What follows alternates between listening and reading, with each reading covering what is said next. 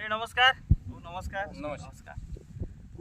मी प्रफुल्ल कापसे आणि आज वडसोडी तिकडे तालुका कळंब जिल्हा यवतमाळ या ठिकाणी प्रशांत भाऊ वाघमारे प्रगतशील शेतकरी आहे या गावचे. यांच्या शेतामध्ये कपाशी पीक पाहणी करण्यासाठी आम्ही इकडे आलेलो आहोत. सहज म्हणून सध्या कोणत्या किडीचा अटॅक आहे आणि काय करायला पाहिजे, काय स्प्रेइंग शेड्यूल ठरवायला पाहिजे, यासाठी आम्ही मोले साहेब आणि आम्ही सोबत फिरत आहोत. सोबत प्रशांत भाऊ सोबत आता जवळजवळ 5-6 शेत आम्ही बघितले. तर मंडळी, या ठिकाणावरून आपण थोडं एक नाविन्यपूर्ण थोडी चर्चा करणार आहोत आणि नवीन प्रयोग जो आहे प्रशांत भाऊने यावर्षी केलेला आहे तो त्यांच्याकडून आपण जाणून घेणार आहोत. तर सर्वप्रथम प्रशांत भाऊ, तुमचं खूप खूप अभिनंदन की तुम्ही कपाशी या पिकावर ऑक्सिफ्लोरिपिन जे कांद्याचा तणनाशक आहे त्याचा वापर केला. तर ही कल्पना तुम्हाला कुठून सुचली? कल्पना तुम्हालाच ते विचारलं होतं. हो, कारण आपण याच्या पहिले सोयाबीनवर मारला आहे. अच्छा. मागील वर्षी मंडळी एक सांगा जरा. हा, मारत आहे आपण. प्रशांत भाऊचा व्हिडिओ मागील वर्षी सोयाबीनचा जवळजवळ 5-6 लाख लोकांनी तो फेसबुक, इन्स्टा आणि यूट्यूबवर बघितला. त्यांचे अनुभव आम्ही सोयाबीनच्या पिकामधून दाखविले होते आणि त्याच्यानंतर आता त्यांनी यावर्षी सोयाबीनला वापर केला आणि कपाशीला. म्हणजे मी कपाशीवर पण ऑक्सिफ्लोरिपिनचे रिझल्ट खूप छान येते, परंतु मी आतापर्यंत का बरं ते सांगितले नाही तेवढे, कारण सांगणं जे आहे ते माझ्या हातात आहे, परंतु वापर करणं हे आपणा शेतकरी बांधवांच्या हातात आहे. त्याच्यामध्ये कसं आहे, कपाशी या पिकामध्ये थोडं सेन्सिटिव्ह पीक आहे. यामध्ये 10 मिली प्रतिपंप आणि एकरी 5 ते 6 पंप, म्हणजे जवळजवळ मला असं वाटते 50-60 मिली एकरी जर आपण कपाशीचं पीक लागवड केलं आणि त्याच्यानंतर 24 तासाच्या आत म्हणजे लागवडीचा दिवस किंवा दुसरा दिवस या पिरियडमध्ये जर आपण फवारलं तर त्याचे अतिशय सुंदर रिझल्ट येतात. जे की आता इथे आपण पाहू शकता, अतिशय काळं शेत आहे. आता तर यांच्या डवरणी वगैरे झालेल्या आहे, परंतु या शेतात या कपाशीमध्ये जसं आपण एकरी 50 ते 60 मिली जर घेतलं तर रिझल्ट खूप छान येतं. पण जास्त जर प्रमाण झालं तर जसं तुरीवर आणि सोयाबीनवर आपण 15 मिली जरी घेतलं, 12 मिली घेतलं किंवा 18 मिली जरी झालं प्रतिपंप, म्हणजे एकरी समजा 70-80 मिलीपासून 100-125 मिली जरी झालं तरी ह्या पिकाला तेवढा फरक नाही पडत. फक्त याच्यासाठी एक आहे, ऑक्सिफ्लोरिपिनचा वापर करताना हलकी जमीन नको, मध्यम ते भारी जमते. परंतु या कपाशी थोडं सेन्सिटिव्ह आहे. आम्ही याच्यावर प्रयोग केले होते, ज्या ठिकाणी 15-17 मिली झालं तिथे स्कॉर्चिंग पानाला आलं होतं आणि मग तिथून नाराजी होते आणि एवढी चांगली गोष्ट जी आहे तर त्याचं मग ते त्याला एक कुठंतरी गालबोट लागते. एकरी किती पंप पडले तुमचे? टोपणं चालू होतं. हां, टोपण्याच्याच पाठीमागं पहिले सारण्या, त्याच्यामागं टोपणं आणि टोपण्याच्याच पाठीमागं जेवढं टोपणं झालं तेवढंच 4 दिवस पावलं. हां, माणसाच्या हिशोबाने जवळपास इथे 35 पंप पडत आहेत. अच्छा. माणसाने 30च पंपात फवारले. 30 पंप किती एकरात? 7 एकरात. म्हणजे 7-28 जवळजवळ 4.25-4.5 पंप एकरी इथं पडले. बस. आणि एकरी 4 पंप म्हणजे जवळपास 40 ml औषध. अच्छा, म्हणजे 40 मिलीच एकरी पडलं. बस. आता पंपात 10 ml टाकून मारला. बरं, याच्या अगोदर समजा हे शेत जे होतं हे कशाचं होतं? हे चण्याचं होतं. चण्याचं होतं. बरं, चणा म्हटल्यानंतर त्याच्यात तण हे दुसऱ्या वर्षी जास्त निघतातच, बरोबर. आणि फवारणी केल्यानंतर किती दिवसपर्यंत तुम्हाला इथे तण दिसले नाही? जवळपास 25 दिवसापर्यंत त्याची मर्यादा आहे. म्हणजे 25 दिवसापर्यंत. डोस कमी असल्यामुळे हे 15 दिवस तर क्लीन राहिले बिलकुल. म्हणजे कमी डोस असल्यामुळे. कमी डोस असल्यामुळे. तुमच्यामध्ये किती डोस असायला पाहिजे होता? तर माझ्या हिशोबाने जर समजा 15च्या वर अंदर किंवा 15च्या जवळपास जरी असता नाही, म्हणजे तरी काही हरकत नाही. 15 आपण पंप किती? 4. म्हणजे 15-60 म्हणजे एक लक्षात घ्या, ज्या शेतकऱ्यांना एकरी 6 पंप फवारायचे असेल तर त्या शेतकऱ्यांनी 10 मिली प्रतिपंप वापरायचा. ज्यांच्या शेतामध्ये एकरी 4 पंप पडते तर त्यांनी 15 मिली वापरायचं. म्हणजे एकंदरीत एकरी जर पाहतो म्हटलं तर कपाशीमध्ये 60-70 मिलीच्या पुढे जाऊ नये, बरोबर. तर त्याच्यानंतर मग तुम्ही तण जे दिसले समजा, तर त्याचं नियंत्रण कसं केलं? त्याच्यानंतर काय भाऊ, डवरणी केली समजा आपण. पराठी लहान होती तर त्याच्यात मग तणनाशक मारायचा विचार केला आम्ही. तणनाशक जर समजा आपण याच्यात मारलं पाहतो, पराठी लहान मालाला काही ना काही विजा होईल आणि पाऊस काळ कमी आहे, या हिशोबानं आम्ही काय केलं, एक निंदूनच काढले. अच्छा, खूप खर्च नाही लागला, पण 2000 रुपये खर्च आला. तणनाशकापेक्षा निंदणं स्वस्तात पडलं तर म्हणलं निंदून काढू पहिला आणि त्याच्यानंतर पुन्हा डवरणी दिली. त्याच्यानंतर खताचा फेर दिला आणि आता पुन्हा खालतून मिळायचं बरं आता तुम्ही हे जे इंधन केल्यानंतर जे नंतर झाड तर नव्हतं झाडाजवळ हो, समजा, हो. तर याला तुम्ही जे सांगितलं की मिरा 71 आहे स्वीपर, तर याचं प्रमाण कसं घेतलं? मिरा 71चं प्रमाण एका किलोमध्ये 30 पंप 34 पंप केले म्हणजे 30 आहे. Yes 30 gram. मिरा 71 आणि शिप फॉर्म 50 ml. अच्छा स्वीपर म्हणजे ग्लुनेट होता ना? ग्लुनेट. ग्लुनेट जयू कंपनी. ओके, तर 50 अधिक 30 म्हणजे 80च्या हिशोबाने त्यांनी फवारणी केली. बरं भाऊ, आता हे जे तुम्ही फवारणी केली समजा खालून खालून पीक वाचवूनच केली हो ना? ना, हो ना, हो ना. असते का इथे असं कोणी पाहिलं तसं वाटणार नाही का इथं तणनाशक मारलंय म्हणून. अजिबात झाडाला काहीच मजा नाही. अजिबातच इजा नाही झाली भाऊ इथे. कुठे जरी पाहतो म्हटलं ना तरी अजिबातच इजा त्या झाडात झाली नाही. पण हे तणनाशक तुम्ही मारलं की रोताराच्या हाताने मारलं? रोताराच्या हाताने. रोताराच्या हाताने. मग आता मंडळी हे बघा, मी जे माझ्या व्हिडिओमध्ये सांगत राहतो की आपण जे काही ग्लायफोसेट 71% आहे म्हणजे मिरा 71 वगैरे, तर याचं जे प्रमाण आहे ते 1 किलोचे आपल्याला 33 ते 40 पर्यंत पंप करणं आहे. आणि म्हणजे तो जो डोस आहे तो जवळजवळ 25 ते 30 ग्रॅम येतो. आणि ते कमी डोस असल्यामुळे पिकावर थोडं उडलं बिडलं तरी खूप काही मार असा बसत नाही. म्हणजे आता आपण इथे बघतच आहात. आणि यांनी जे ग्लुनेट वापरलं समजा म्हणजे ग्लुकोसिनेट, तर त्याच्यामध्ये जर पाहतो म्हटलं तर त्याचा जर आपण जास्त डोस घेतला तर त्याचा सुद्धा पिकाला थोडा मार बसतो.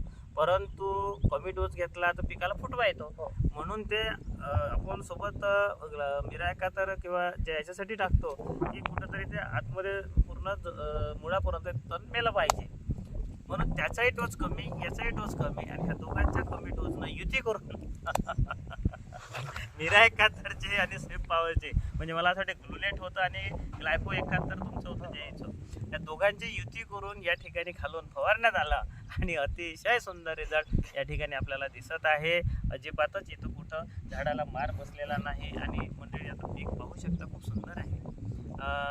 आता मला असं वाटतं की धोक्यामध्ये पीक राहिलं नाही. आता तुमचे डवरणे झालेले आहे, पावसाची पण चांगली साथ भेटलेली आहे. आता इथून पुढे 2-3 डवरणे होतील आणि डवरणी झाल्यानंतर जे काही पुन्हा झाडतण राहील तिथं पुन्हा तुमचा फॉर्म्युला आहे युतीचा, तो फॉर्म्युला इथे तुम्ही मारला की तुमचं काम जमलं. आणि भाऊ याच्यावर आता फवारणी किती झाल्या तुमच्या? फवारणी एकच झाली. अच्छा, बरं बरं. म्हणजे कशासाठी तुम्ही फवारणी केली होती? फवारणी काही नाही, खत दिलं आणि सर्वात महत्वाचं खत दिल्याच्या नंतर आपण फवारणीच नव्हती केली. खत दिल्याच्या नंतर चूक झाली. हो, प्लस खालून तणनाशक मारलं होतं. तणनाशक मारल्यावर पुढचा फवारणी आवश्यक राहते. बरं बरं त्या हिशोबानं बरं बरं बरं. तर त्याच्यामध्ये मग फवारणी काय काय घेतली होती? त्रिलोक, हां टाटाचा अशाटाप हां आणि मेगाविटा.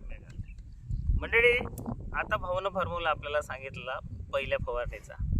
त्रिलोक म्हणजे डायनिट्यूफिरॅन जे मी सांगत राहतो, ॲसिफेट म्हणजे असाटाप घेतलं त्यांनी 2, आणि मेगाविटा त्यांनी एक प्लांट ग्रोथ एनहान्सर जे आहे झाडाच्या चांगलं ताजं तमानं झाड राहायला पाहिजे वाढीसाठी त्यांनी ते घेतलं. म्हणजे चुरड्यासाठी त्यांनी 2 औषधं घेतले जे मी आपल्यापर्यंत आतापर्यंत सांगत गेलेलो आहे प्रत्येक व्हिडिओमध्ये, डायनिट्यूफिरॅन प्लस ॲसिफेट. बरोबर, हे फवारल्यानंतर तुम्हाला काय जाणवलं ह्या फॉर्म्युल्यामध्ये? ह्या फॉर्म्युल्यानं भाऊ पराठी बिलकुल फ्रेशच झाली. अच्छा म्हणजे एकाच याच्यात सगळे रोग काय. अच्छा हो. अच्छा अच्छा. त्याच्यामुळे काहीच टेन्शन नाही. आता माल तुमच्या समोरच दिसत आहे ना, बिलकुल बिलकुल फ्रेश आहे बिलकुल. फ्रेश आहे, अतिशय सुंदर झाड बनलेलं आहे. आता मंडळी हे बघा, या झाडाचं पानाची साईज बघा किती सुंदर झाड आहे. त्याच्यानंतर शेंडा पण अतिशय सुंदर आहे, निकोप झाड आहे. पानाच्या खालून जर पाहतो म्हटलं तर काहीच मावा नाही, तुडतुडा नाही, थ्रिप्स पण नाही लहान पानाच्या. मोठ्या पानाच्या मागे पाहतो म्हटलं तर इथे पण नाही, याही पानावर नाही, इकडे पण असं दिसत नाही. त्याच्यानंतर इकडे पाहतो म्हटलं तर एकच डुकट आता हे मावाला सुरुवात दिसत आहे. पण भाऊ आता फवारणी मारून किती दिवस झाले? फवारणी मारून जवळपास 12-13 दिवस झाले. 12 म्हणजे बघा 12-13 दिवस झाले, परंतु अजूनही या फॉर्म्युल्याचे रिझल्ट अजूनही टिकून आहे.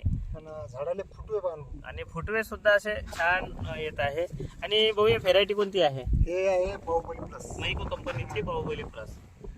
मंडळी आता इथे बघू शकता की 12 दिवस झाले इथं फवारणी झालेली आहे आणि अजूनही मला असं वाटते की 8-10 दिवस काही पाहायचं काम नाही. नाही.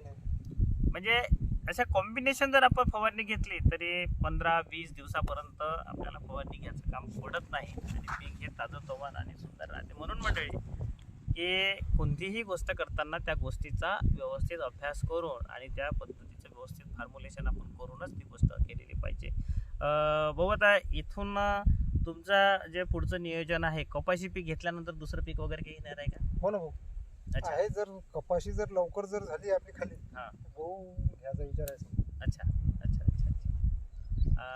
म्हणजे कपाशी आणि गहू हे कशासाठी बिवड करण्यासाठी? निवड करायसाठी पुढच्या वर्षी पुन्हा आणखी पराठी गव्हा.